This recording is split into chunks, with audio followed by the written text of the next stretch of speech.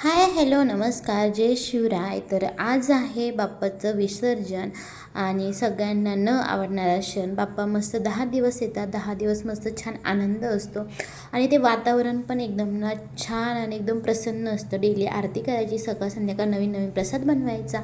तर असं आज आहे बाप्पाचं विसर्जन आणि इथं मी मस्त छान मोदक बनवले होते. तसं तर मला उकडीचे बनवायचे होते पण ते पॉसिबल झालं नाही, पण त्याच सारणाचे मग इथं मी मस्त छान मोदक बनवले. त्यानंतर खीर, पुडी, भजे, कुरडई, चपातीचा छान असा नैवेद्य दाखवला. त्यानंतर मस्त छान आम्ही आरती केली.